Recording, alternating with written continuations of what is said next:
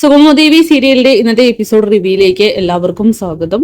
അങ്ങനെ ഇസബെല്ല ആവട്ടെ നന്ദനോട് ദേവികയെ കുറിച്ച് മോശപ്പെട്ട രീതിയിലേക്കാണ് സംസാരിക്കുന്നത്. ഈ സമയം നന്ദൻ പറയുന്നുണ്ട് ദേവികയെ കുറിച്ച് അങ്ങനെയൊന്നും പറയരുത്, കാരണം അവൾക്ക് സത്യങ്ങൾ അറിയില്ല. അതുകൊണ്ട് ദേവിക പലതും ചെയ്തെന്ന് വരും. പിന്നെ ദേവി അല്ലാതെ എന്റെ ജീവിതത്തിൽ മറ്റൊരു പെണ്ണില്ല, അവളെ മാത്രമേ താൻ ആത്മാർത്ഥമായിട്ട് സ്നേഹിക്കുകയുള്ളൂ എന്നൊക്കെ നന്ദനാണെങ്കിൽ വെളിപ്പെടുത്തുന്നു. ഇതൊക്കെ കേട്ട് ഇസബെല്ലയ്ക്കാണെങ്കിൽ അത് അത്ര അങ്ങോട്ട് പറ്റുന്നില്ല. എന്തായാലും അവളാണെങ്കിൽ ട്രാക്ക് മാറ്റി പിടിക്കാൻ തീരുമാനിക്കുന്നു. ഋഷിയുടെ കാര്യം സംസാരിക്കാൻ വേണ്ടിയിട്ട് പാപ്പന് നിന്നെ ഒന്ന് കാണണമെന്ന് പറഞ്ഞിട്ടുണ്ട് നന്ദൻ, അതുകൊണ്ടാണ് വിളിച്ചു വരുത്തിയത് എന്നൊക്കെ പറയണം. പിന്നീട് ആർ.കെ. നായർ ആവട്ടെ ഗിരീഷിന്റെ വീട്ടിലേക്ക് എത്തുന്നുണ്ട്.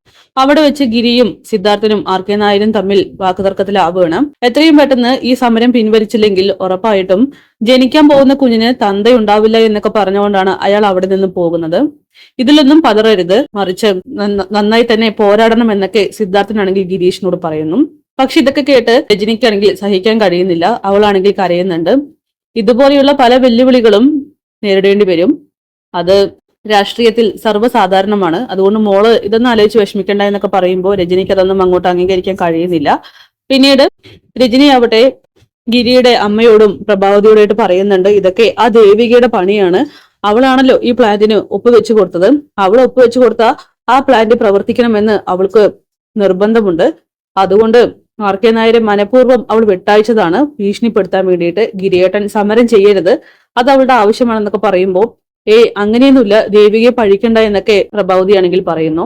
അമ്മ അവളെ സപ്പോർട്ട് ചെയ്തത് മതി എന്നൊക്കെ പറഞ്ഞ് ഇല്ലാത്തതൊക്കെ തന്നെ ഊഹിച്ച് രജനിയാണെങ്കിൽ ഓരോന്ന് പറഞ്ഞുകൊണ്ടിരിക്കുകയാണ്. എന്തായാലും ഇപ്പൊ പൊതുശത്രുവായിട്ട് ദേവികയാണ് രജനിയുടെ മുന്നിൽ. അങ്ങനെ നന്ദനും ഇസബെല്ലയും വഴിയരികിൽ സംസാരിച്ചുകൊണ്ടിരിക്കുമ്പോഴാണ് ഋഷിയുടെ ഒരു ഫ്രണ്ട് അവനെ കാണുന്നത്. എന്തായാലും ഋഷിയെ കാണാത്തതിന്റെ ടെൻഷനിലും ദേഷ്യത്തിലേക്ക് തന്നെയാണ് ഫ്രണ്ട്സും. അങ്ങനെ ആയൊരു ചെറുക്കനാണെങ്കിൽ മറ്റുള്ള ഫ്രണ്ട്സിനെയൊക്കെ തന്നെ വിളിച്ച് വിവരം അറിയിക്കുകയാണ്.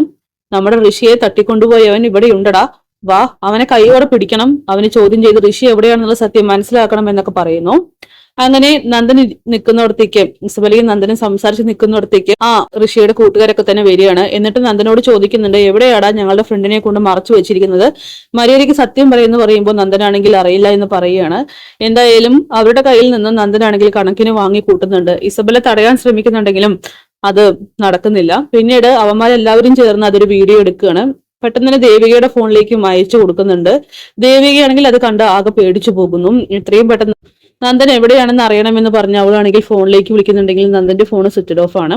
അങ്ങനെ ഇസബെല്ല പറയുന്നുണ്ട്, ഈ വേഷത്തിൽ എന്തായാലും ഇനി പാപ്പന്റെ അടുത്തേക്ക് ചെല്ലണ്ട, നമുക്കൊരു റൂം എടുത്ത് ഒന്ന് ഫ്രഷപ്പ് ആയിട്ട് പോവാം എന്നിങ്ങനെ നന്ദനോട് പറയുമ്പോൾ അതൊന്നും വേണ്ട, ഞാൻ വീട്ടിലേക്ക് പൊക്കോട്ടെ, അവിടെ ചെന്ന് ഞാൻ ഫ്രഷ് ആയിക്കോളാം എന്നൊക്കെ പറയുമ്പോൾ വേണ്ടെന്ന്, എന്തായാലും എന്റെ കൂടെ വന്നില്ലേ, ഇനി കാര്യം കഴിഞ്ഞിട്ട് പോയാൽ മതി എന്നിങ്ങനെ ഇസബെല്ല പറയുന്നു. എന്തായാലും അവർ റൂം എടുക്കാൻ തന്നെ തീരുമാനിക്കുകയാണ്. ഹോട്ടലിലേക്ക് ചെല്ലുന്നുണ്ട്. ഈ സമയം തനുജയുടെ ഫ്രണ്ട്സിന് വേണ്ടിയിട്ടുള്ള കുറച്ച് പലഹാരങ്ങളും മറ്റുമായിട്ട് ചന്ദ്രമതി ആണെങ്കിൽ അങ്ങോട്ട് എത്തുന്നുണ്ട്. അതായത് നന്ദനും ഇസബെല്ലയും റൂം എടുക്കുന്ന ആ ഹോട്ടലിൽ തന്നെയാണ് തനുജയുടെ സുഹൃത്തുക്കളും താമസിക്കുന്നത്. അങ്ങനെ ഇസബെല്ലയാണെങ്കിൽ നന്ദന് ഒരു ഫേക്ക് പേരൊക്കെ ഇടുന്നുണ്ട്, ഐസക് എന്നൊക്കെ പറഞ്ഞിട്ട്. ഈ സമയം നന്ദനാണെങ്കിൽ അത് കേട്ട് ഞെട്ടിപ്പോവുകയാണ്. എന്തായാലും അവനാണെങ്കിൽ ചെറിയൊരു പേടിയൊക്കെ വരുന്നുണ്ട്. നന്ദനും ഇസബെല്ലയും റൂം എടുത്തുകൊണ്ടിരിക്കുമ്പോഴാണ് അവിടേക്ക് ചന്ദ്രമതി വരുന്നത്. ചന്ദ്രമതി ആണെങ്കിൽ നന്ദനെ ഇസബെല്ലയോടൊപ്പം കാണുന്നുണ്ട്. അവരാണെങ്കിൽ ഒരു പ്ലാനിങ് അവിടെ വെച്ച് തന്നെ തകർത്ത് കളയാണ്.